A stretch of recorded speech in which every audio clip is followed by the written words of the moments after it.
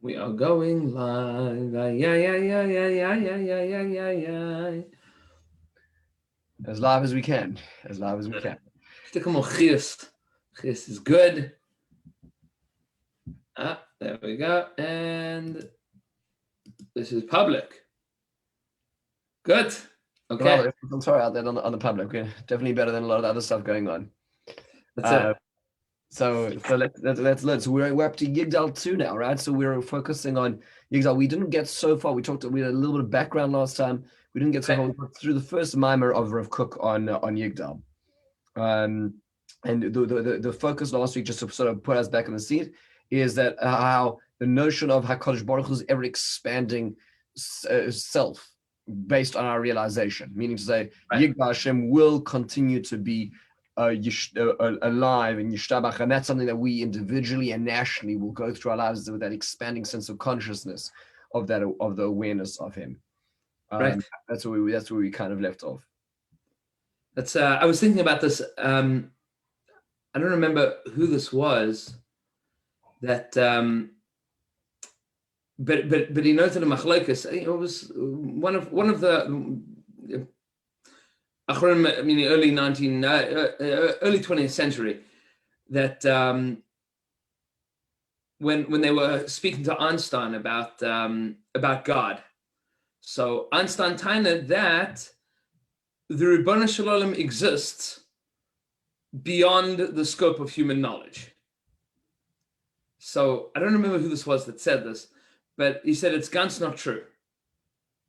Because what you're saying is that the more that human knowledge expands, the more that you're diminishing God. God of the gaps. Right? So this is not true. It's not true. It's not that the more we understand, and this is how Rav Kook is learning this here. It's not the more we understand, the more we realize, okay, so the thing that's beyond our horizon is the Ribono Shel Olam. That's not true. The more that we understand, the more that we realize the Gadlus Haboreh, the more that the Ribono Shel Olam expands with our knowledge of the world. It's not, oh, okay, so now we understand gravity, so there's no Ribono Shel Olam left in that mystery.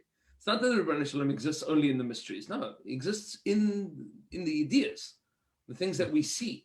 Mm-hmm. That's how Rav Kook understands that as we expand, our understanding of the Ribono Shel Olam expands. It's not Chalil lehefech. And that's, I mean, this is the big pushback against the whole knowledge and understanding of the Enlightenment. Enlightenment was like, okay, we don't need God because we have science. Rav Kook is pushing back on that and saying, no, the Ribono Shel Olam is not shrunk by your knowledge of science. The Ribono Shel Olam is made greater, right? Yigdal Elokim Chai, as a result of our knowing more things. So that's Chari's first premise here. Brilliant. So I think what we got up to was the middle paragraph out to Chuna Shel Gidol. Yeah. See what that is? Yeah, that's where we are. You want to take us? Okay, it says Chuna Shel HaGidol HaBilti Posek Zos. He atzmiusa shel tchunas hachayim. This facet of ever continuing expansiveness. This is the definition of the substance of life. This ever expansiveness. This is chiyus. Hachayim she'anu karim lemamed shel amida hem rak chaim b'shem mushal. Wow.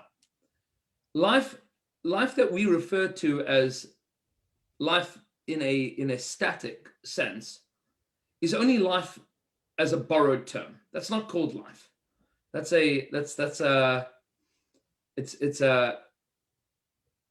some kind of projection of life. It's not the real thing. Kalemer shalim bepanim yiduim is mar hamaves. V'kal v'chomer achaim shel hayirida hem rak chaim betir prati umugbal. So the life that we experience as being this temporary existence, aware of the bitterness of death, the life of ups and downs of ascents and descents and of failures, that's not life. That's Kain life. It's a derivative of life. So interesting. I think that for a lot of people, treading water, like just sort of being in one place is life. Like that's sort of being in stasis. But he's saying that that's just a fleeting image of what real life is. Real life has to be expanding by definition. It can't be static. The idea that I mean, really what he's arguing against here is like the concept of entropy as the basic model of life. That all things tend to destruction. So that's how people view life, right? Therefore, static is essentially on the way to destruction as well. Right. Meaning, looking at something as this is where it is right now, that's not chiyus. That's so brilliant, because then you come back to what this Yigdal is saying is Yigdal Elohim Chai. The reason why we say that Akash Baruch Hu using the terminology love is because that's the model for all ideas in life. Any living idea is something which must be expanding by definition. Right. Like some people say this in business as well. Lahavdil. If you're not already going into debt on the next acquisition, like they said for over a decade, Amazon didn't turn profits. Right. Because they were reinvesting in all their profits into the next project. And to a large degree in today's business atmosphere, if you're not doing that, you're dead. Right. Meaning, either you're growing or you're dying. That's it. It's one of the two. It's an amazing thing. You think about these great corporations, Toys R Us, Radio Shack. You think about all these great things, and they really had it. And they had, thousands of stores countrywide. And but if you're not moving to the next frontier, it doesn't make a difference how much you've done well in the last few years. Right. How many employees you have. It's a scary thing. Meaning, like, I still remember this when BlackBerry took over the whole world. There were a couple of years that BlackBerry took over the whole world, and then the iPhone came out, and BlackBerry was like, no, that's ridiculous. People are going to want a keyboard. Yes. Right? Nobody's going to want to like tap.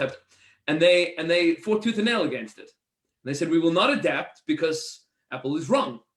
People want a keyboard.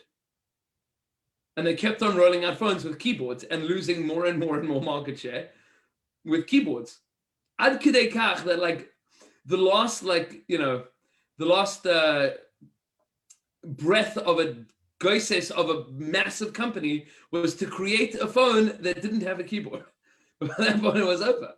It was over a bottle. Like nobody was buying Blackberries and it didn't exist. And they were like the malchus of every. It was so much so that people had what was a BlackBerry thumb, they call it, right? Like people had to go for physical therapy for their thumbs because of all the tapping. But that was it. Like nobody wants to have a phone without a keyboard. Nobody's going to want it. Okay. That's it. And they decided that. And humanity voted against them. So they were stationary. We're at the top of the game. We're at the top. That's what Chai is. That's what Chai is, model of growth. So he says, Aval te'or hachayim b'shleimus tivyainam. The definition of life in its full kaleidoscope, hatar chai be'emes, the definition of real life, munach hu al toichan shifas hachayim holeches u'misosefes boy tamid, is something that is ever expanding, something that is not just alive but is adding to its life. The notion of v'holechu mechayel el chayel, it goes from strength to strength. That's called chiyus. That's called being alive. Ubirkas hachayim hazos, and this bracha of life in this sense, umikora, and its source, ba'olamim kulam, hurak or elokim chaim, the source of the drive and the capacity for ever expansiveness is rooted exclusively in elokim chaim, in a living God. That's where chiyus comes from. I mean, in l'chora, this makes sense because within the natural world, all things do tend to decay. In order to escape the natural decay of entropy, one needs to be anchored in something beyond it. Otherwise, it just falls apart, because that is what the natural world does, right? My kids were asking me, what's the biggest tree in the world? They were asking me. So there's Hyperion, I think, is the name of the biggest redwood in California. It's like the tree is some 390 feet. It's like gigantic, and it's been around, they say, for like thousands of years. thousands of years. But that tree, Baruch Hashem, is still growing. But like all trees, it will eventually die. That is what will happen to it. So a person can be growing and growing and growing for what seems to be for a very long time, but then it dies. And the same is true of companies, right? Companies live and companies die, and the same is true of cultures and countries, right? Who would have thought, like, whatever, 100 years ago, that the Malchus called England would be, relegated to, schmoozen comedians mocking the concept of Brexit, right? Like, that's mamish shiftless. What would it be Zion? What would it be Zion to, like, the crown? Ooh. It's like, ooh. It was like, who would have thought? Who would have thought? Okay. And what people would have thought of communism and Nazism, I mean, all these things, they lived and they died. They were not connected to a Sharash HaChaim. That's just how it rolls.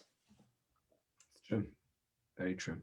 So he says, Ha'oilech hurak or Elokim Chaim, ha'oilech. That is continuing. V'or ha'oilech u'mayfia b'chol asher techshav Yosef b'nishmas hayikum u'v'leiv kol hagah choker u'mistakel godlus ha'pliyas shel maisa el olam ha'norim oid ha'godol la'in choker. And this is connected to the life of all life. Everything that is that benishmas hayikum, the soul of all existence. If we look carefully, says Rav Kook, it's clear and indicative in the hearts and minds of everybody that this is where Chios is. The idea zu ba'atzma, and this knowledge alone, shetchunas hachaim v'tosefes hatidiris la, he misgadelas loy rak begadol hamoin rabba shel hakamiyus asher leplius. This is not just a question of quantitative expansion. It's not the company gets bigger, right? More acquisitions, more, colonies are conquered.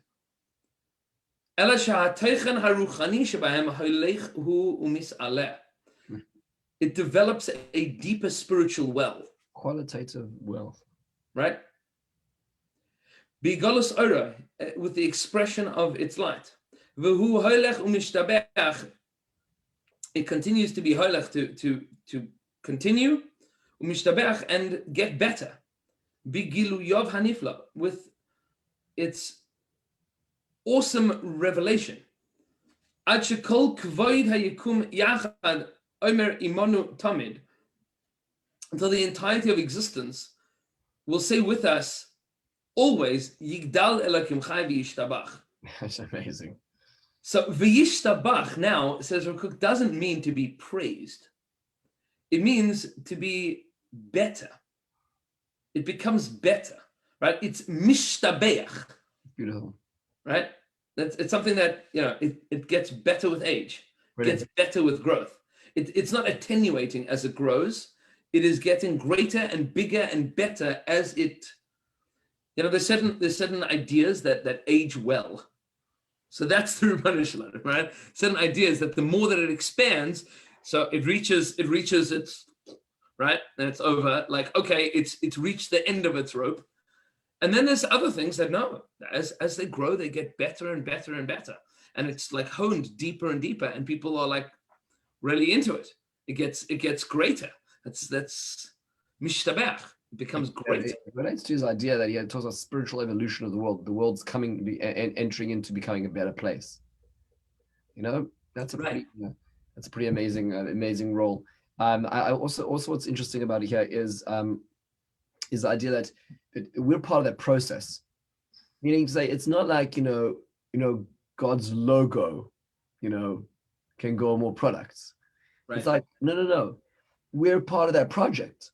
As we decide to perfect ourselves or to corrupt ourselves, as can be evident in unfortunately many episodes in the world, and certainly recently, But as we choose to better ourselves, we are expanding godliness on this earth. His corporation is expanding. That's a pretty remarkable experience. Right. And the second piece of this, and I think this relates to like a central tenet in all of Rav Kook's philosophy, is that we're not getting worse. We're getting better. Overall, yes. The world is becoming a better place. There's an upwards trend. I was speaking to one of the guys in shul about this a little while ago, that because he was hacking me. He came from a more yeshivish background. He was hacking me about Yeridus Hadaras. Yep. Because this is fakert from Yeridus Hadaras. Correct. Right. They're like Har Sinai Moshe Rabbeinu knew everything, and we and they teach Yeridus Hadaras. We teach Yeridus Hadaras. Right. And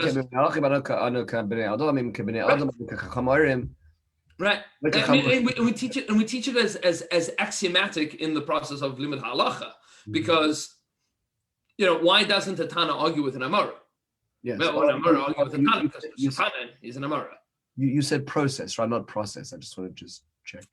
There's some people watching. Okay, you bilingual. Okay, good. Yes. And there you go. No, you're right. So we keep teaching Yeridas Adora. So how the two work together. So actually, there's an interesting. I have an interesting. What do you say? I've heard a very interesting Reb Tzadok on this. So I think I saw like this in the Reb Tzadok and in the Mashilach, and Simcha Banim, and Rav Kook speaks about this a lot. Is that Yeridas Adora was only by people? Good, by person. Right, person by person. Not by the enterprise. Right. That the enterprise as a whole, there's aliyas hadoros. Correct. And this is the idea of Yigdal Elokim Chai. Right. Is that while it is certainly true that we don't have, meaning there isn't anybody today that's, forget Moshe Rabbeinu, Rav Moshe Feinstein, right? There's no Rav Moshe Feinstein today. Nobody's going to say that there is a posek on the level of Rav Moshe Feinstein today. Mm-hmm. Mm-hmm. Even the poskim will certainly not say it, right? They will not say, I'm on the madriga of Rav Moshe Feinstein. And nobody could say that their posik is on the level of Rav Moshe Feinstein. It's just not, it's not there. We don't have it. But there are certainly more poskim today than in the days of Rav Moshe Feinstein. That's it. And the Torah itself, though, so to speak, the enterprise of Torah has expanded. There are more Sfarim written. There's more Biurim. There's more organization of all of it. It's remarkable. So to speak, the sum total of Torah has expanded. Spirituality has expanded. Not even to talk about the accessibility. Yes, that's accessibility is like it's. Somebody was saying. I remember Shechter was saying once that Rav Soloveitchik only like later on in his years in teaching Yeshiva University had access to the full set of Ritva. Like it's just like nobody had the Ritva, like it wasn't published. They didn't have full access to all the Ritvas. Like they were well-known like Ritvas, but it wasn't published. It wasn't like today. every Shana Beis in like kid in like anywhere has like the full set of Masana of Kook Ritva with like all the footnotes. Right? The accessibility of Torah is like it's astounding. You can go to Otzar Chachma today and see 100,000 svarim that Moshe Feinstein never saw. Right. Never saw. You're right. So the only thing is, we have to be careful not to go into the realm of quantitative alone. For sure. Qualitatively as well, morality as a whole, the world is a more moral place. Even I just looking at, there was just a very beautiful little book put together about Ruth Bader Ginsburg. Right. The issues that she was fighting, in the 70s in America, in Western society, there were gross inequalities between women and men. Forget even like different communities. Right. You could go to Pennsylvania and there'd be hotels which says no Jews allowed. I'm just like no colored. Like this, it isn't so long ago, but society is moving upwards in terms of basic morality has been evolving into like overwhelmingly we are doing that. Historians refer to like the last since the end of the Second World War until now, like the last 80 or so years, historians have been referring to this as the long peace, which sounds ridiculous when you look at like the news. But then when you realize that it's been 80 years pretty much since world powers haven't gone to war against each other. Yes, there's been skirmishes, but those have been always via proxy essentially. Right, meaning there's been regional flare-ups, but since the Second World War, we haven't had two major world powers at war with each other. Yeah. Like the closest that I think anything came was the Cold War, but they didn't go to war. Yeah. And that's astounding. Like that's a very good thing. That's very good. That somehow or another people are staying alive and figuring things out by cooperation and collaboration rather than by killing each other for resources and power. Like that's pretty geschmack. Yeah. Hopefully we can hold it that way as well. We can hold even, but it seems like so poshut and yet so hard to hold on to. But that's the Yigdal Elokim Chai. That like yes, people were predicting that when like human population reached a certain threshold, that like everybody would just murder everyone else for like lack of resources. And that has not happened. Baruch Hashem. That hasn't happened. Yeah.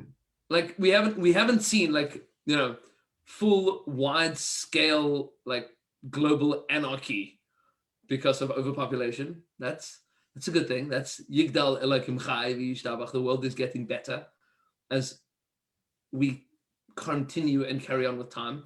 I suppose as long as we are still expanding in the notion of the Ribono Shel Olam. Like if we're tethered to a Shorish HaChaim, so then this works. And if we're not, then I suppose anarchy does become possible. Yeah. Which is unfortunately Shtickle Friday. Rav Kook, of course, is the eternal optimist. That like it is going to get better. It is not only going to, but it is getting better. I think we owe it to ourselves and our community to hold on to the Torah of hope. And I think that's especially in a day where there's so much confusion and hate and anger, division, important to hold, especially this kind of Torah, the notion of the expansion of goodness is a very, very important tenet. It's it requires like a bird's eye view of humanity. Like it requires a dissociation from like ourselves as individuals. Like just take 3 steps back, look at humanity as a whole, and be like, how are we doing overall? Very, very few leaders are able to do that. Like as an example, Rabbi Sachs was able to look at larger trends. Most people are kind of on the ground. They're talking about this particular tree. And then you have people like Rav Kook, later on Rabbi Sachs, people who could sort of see Rabbi Soloveitchik, looked at larger trends and perspectives, were able to say things in a way that just other people were not, even great people. Right, people with big hearts and big eyes and big minds, just to be able to look at humanity as a whole and be like, wow, this is better. And then to be able to say, okay, it is better, but there's still much for us to do. It's not enough to sit on our laurels and say, we're doing great, life is wonderful. Yes. And that's, and it requires this constant tethering to Elokim Chaim. And a little bit like you see it, you see the movements, both secular and religious, and the companies, both profitable and not profitable, that end up tethered to a sense of mission and purpose and chiyus, and those that mamish don't. Yeah, it doesn't last too long, unfortunately. Right? That's it's like the mashal that the Baal HaTanya says for somebody that's chayiv kares. So somebody that's chayiv kares doesn't mean that you drop dead, right? Somebody that's chayiv kares, you don't just drop dead. It means that you are disconnected from a shorish hachayim. Right, and that phone can go on for a few hours, Right? That's it. Like, the battery's there, but it's not plugged in anymore. So it'll keep going. It's like a flower that's plucked. So living at home, it's pretty, but it's dying. Yeah. That's it. So so we have our work cut out. Amazing. So this weekend forever to be connected to Shorish HaChaim and to remember that we're part of that. To remember that we're part of that expanding process. That's it. Us, Rabbi Rail in the world. Rabbi Trump. It's good. Wonderful to see. Let's keep spreading this message. We'll see you later.